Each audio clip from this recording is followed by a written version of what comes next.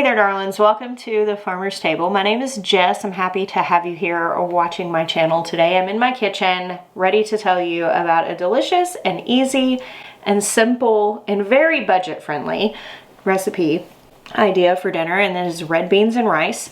I grew up eating this. This is something that was just a regular thing on the rotation of meals at my house as a child. My family's from South Arkansas. I'm from Louisiana area. It is something that my children have grown up eating. It's my son Toby's favorite meal of all time to eat. And I love the fact that it comes together super simply. Traditionally made with dry beans, this is something that cooks and simmers for like a really long time. We're gonna make it with canned beans today. The flavor is still really great and it's easy.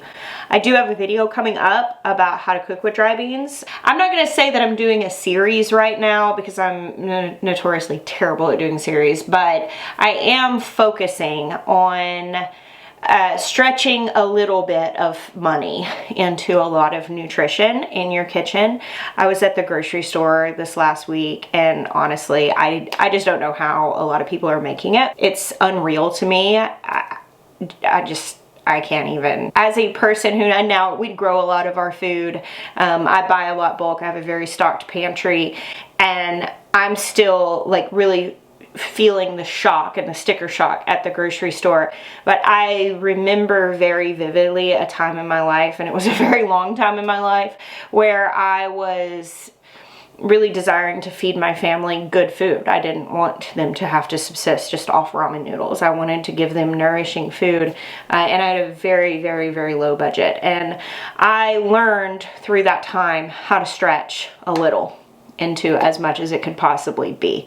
And so as I was at the store the other day feeling kind of helpless and a little hopeless over it, you know, just feeling overwhelmed by what I know people are going through, and remembering a time in my life where this would have been just absolutely crippling. It just really moved me to share what I do know, because if I can take the information I have and hand it over in any way that would be beneficial to someone else, that they could be both health conscious and budget conscious, I would like to be able to do that. So that's what I'm going to be focusing on, which leads me to this meal today. I typically, when I'm cooking something like this, coming out of my pantry and my freezers and all that stuff, I'm using a lot of things that I bought bulk, that I home canned, that I homemade. Today I actually went to the grocery store and purchased this stuff because I wanted to be able to tell you how much that this actually cost. So I've got a ring of beef smoked sausage right here. This was $2.50 at Aldi. These cans of red beans were 79 cents each. This quart of chicken broth was about $1.80, I think. And then I have one onion, one head of garlic, a few ribs of celery, and I am going to be using seasoning out of my pantry today. So for a couple of little notes on the budget, if you are, like, for instance, looking to stock your seasoning cabinet because you're looking to start cooking from scratch, you will save money massively over time if you will just buy seasonings instead of, for instance, buying pre-made pouches or packets of seasoning mixes. Mixing those yourself is worlds cheaper. And if you have the capacity within your budget to buy bulk seasoning, you will end up saving a lot of money doing that. And that's what I do, is I typically will just buy, you know, a whole pound of paprika. Now, I do a lot of from scratch cooking. We don't cook a ton. That wouldn't make a lot of sense. But a place like Aldi is a really good place to get seasonings because you can buy a bottle of something for $1, whereas if you go to a regular grocery store and you go into the aisle, a lot of times those like glass bottles are $6 or $7 each, and you don't have to pay that much. At the regular grocery store, I have found that if you're looking for something like, say, garlic powder or paprika or an herb like thyme or oregano, if there is like a Hispanic food section, a lot of times they'll have bags. If your grocery store does offer bulk, being able to go there and buy a plastic bag worth, you'll get a much better price per ounce rather than going and buying those glass bottles. That's a little pantry building, but other than that, these ingredients cost less than $10. And then of course we're also gonna make a few cups of rice to go with it. A bag, that $10 includes if you also bought a bag of rice. Traditionally, red beans and rice, like true Cajun red beans and rice, you would use andouille sausage. That is very hard to find if you live outside of the Louisiana area. A smoked sausage works just fine. To start, we want to turn our pot on medium heat. Put a little drizzle of oil in your pan. And we want to take this sausage ring and we want to slice it fairly thin. See here. If you want the meat to be even more distributed throughout, you can even cut these in half to half moons. All right, now I'm going to take my sausage and I'm going to let this brown, stirring it a handful of times to make sure I get color on, you know, both sides as much as I can. And while that cooks, I want to dice this onion. Also, red beans and rice traditionally has a green bell pepper in it. Most Cajun dishes start with what they call the Holy Trinity, which is celery, onion, and bell pepper. When it's garden season and I have bell peppers, I put them in there, and I know somebody's probably tisking at me for not putting it in. I never remember to buy bell peppers when they're not in season, so I almost just entirely omit them out of whatever I'm cooking. And if I've got any frozen, I'll use them, but I'm out of the ones that I froze, so alas. My red beans and rice do not have a bell pepper in them this time. I will put that on the written recipe to include one, because I do think that it's good if you've got it. You would dice it and brown it at this point whenever we do the onion and the celery, but if you don't have one, it's also okay. You know, I talk about how for a very long time I was stretching a budget really thin, and when we started making YouTube videos really regularly, it was the first time in my life that, you know, I was not afraid when I was buying groceries that I was gonna have more than money. I was thinking about this today as I went to the store and purchased these things. You know, I normally just can my own dry beans and I make my own chicken broth because it's actually cheaper. And I was pondering today how many of my food consumption habits come from a time that was really, I guess, defined by lack. And I think that frugal mindsets, you don't leave them behind. I think they always stay with you.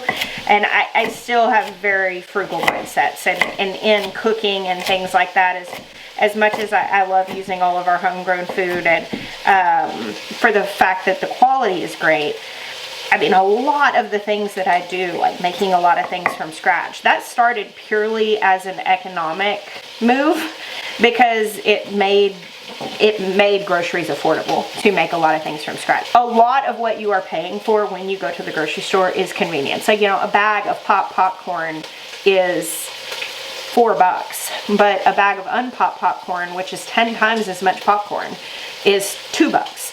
And, you know, do you want to pay somebody to pop your popcorn for you? Do you want to pay somebody to bake your bread for you? And sometimes the answer is yes. Sometimes you need the time. Here, making this recipe with canned beans, pre-canned beans, this is the equivalent of 1 pound of dry beans. And this was about, let's see, $3.50 or so for these 4 cans. I bought this to be able to show you guys, which I'm going to go more in depth in cooking dry beans in my next video. This is 2 pounds. This was $1.30. So do you want to pay somebody to do the pre-processing of your beans for you? Sometimes the answer is yes. Sometimes you just need to get things done quickly. You're trying to put this together on a weeknight after work or things like that. That's completely okay, but this is why I typically am in the habit of buying dry beans and canning them myself for most applications. I like this ease of use, but I prefer to buy it with my time rather than with my money. And sometimes I don't have the time and I have to spend the money on it.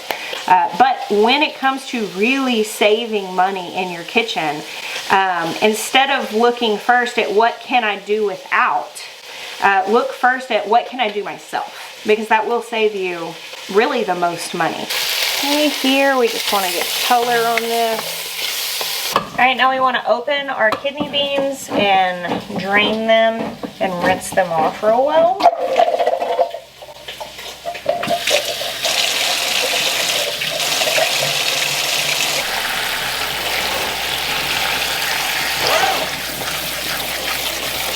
And once your sausage is nice and brown, you've got a good a bit of color on it. We're gonna go ahead and take this out, put it on a plate and set it aside. If you have a little bit of fat in your pan, leave that in. That's where your flavor is. And into the pot, we're gonna add our onion, our celery, and if you're putting bell pepper in, then you would do that here too.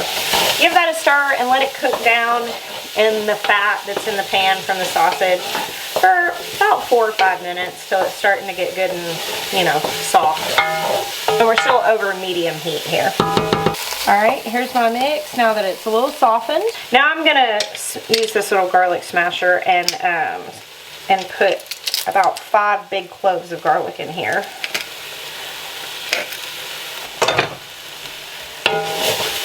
And just let that cook down for like a minute. You don't want to burn the garlic, but just let it, you know, start getting fragrant. And then we're going to add in our beans.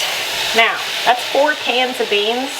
I'll actually talk to you about bean quantities in a second. I'm going to put the broth on this. Now this is the part where I'm going to have to think really hard to try to figure out how much I actually use. Writing down my recipes has proved to be a bit of a challenge for me because I don't normally measure things. Yeah, we're gonna do like 3 cups of broth. I'm not gonna use this whole thing because you really want red beans and rice to be like, you know, like creamy. It's not supposed to be real brothy and soupy. You want it to like coat your rice. So we're gonna do 3 cups of that broth. And now we're gonna season. And I'm gonna try to figure out how much seasoning I put in red beans and rice. This is where I struggle the most in sharing recipes. I season the heck out of my food. And I have a tendency to wanna like rein it back in and tell you less because I have previously told people how much seasoning I actually put in my food and they kind of freak out. But you know what? We're gonna go my way. We're gonna do it my way. That's a few teaspoons of garlic powder. You'll notice all of these are in jars because, as I said, I typically buy the seasonings bulk that I don't make myself. This is cayenne. I have a couple of like picky kids when it comes to spice. So you usually only do maybe like half a teaspoon of cayenne. If you like heat, definitely go heavier than that. A couple teaspoons of onion powder. Yeah. Okay, I go pretty heavy on the paprika, probably close to a tablespoon. Yeah, that's probably about right. And probably about a tablespoon of dried thyme and maybe a tablespoon of dried oregano. For salt and pepper, this really depends on like your meat, your beans. Feel free to taste this and see what you feel like it should be. Your broth, like all of that stuff could have salt in it and lean into how salty this already is. But you know, sometimes I'll start with like a teaspoon of salt and then I'll salt and pepper kind of at the end. Now, at this point, I am gonna get my masher. You can use like a potato masher. I have this like little masher thing. And I'm going to just give this a couple of passes. And what I'm doing here is just going ahead and chopping some of the beans. So as this cooks, some of them will fall apart a little bit because that's gonna kind of lend to that creamier texture. Put my meat back in and any fat that's on that plate. I'm going to put this on medium-low and let it simmer for at least 45 minutes. And then it's good to go. I want to simmer this open so that it can reduce down some. But really, I'm giving these beans time to soak up all of this flavorful, well-seasoned liquid. This is what it currently looks like. Now, I did 4 cans of beans to that one, I think, 14-ounce ring of sausage. That's stretching the meat, but that is going to make enough for us to eat for dinner and then maybe have some leftovers. It really depends on how many kids I have at home. You can pull back on that. You could do just like 2 cans of beans if you wanted it to be a meatier dish, but again, the theme of this is stretching the dollar, and by putting 4 cans of beans to that 1 pound of sausage, you're still going to have a really flavorful and meaty dish, but it is going to stretch. All right, so it's been about 30 minutes. I'm actually going to put this last cup of broth in here because what the heck else am I going to do with it? I have a little more time until dinner is going to be needing to be done.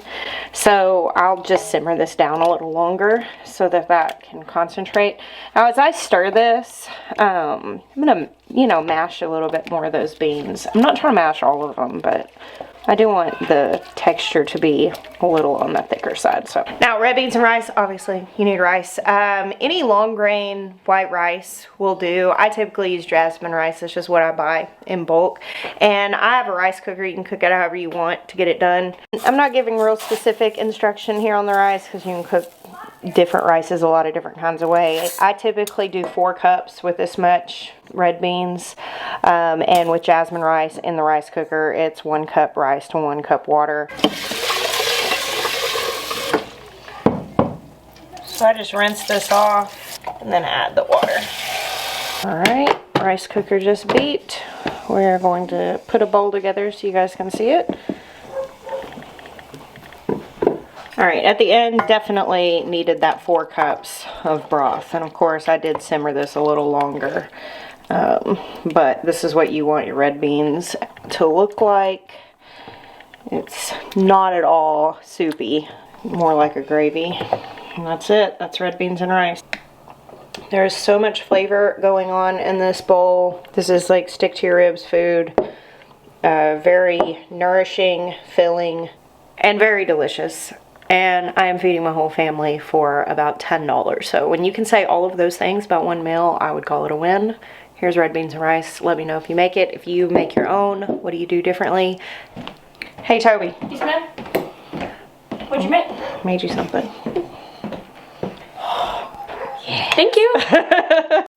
Thank you guys for hanging out with me today. God bless you. Until next time.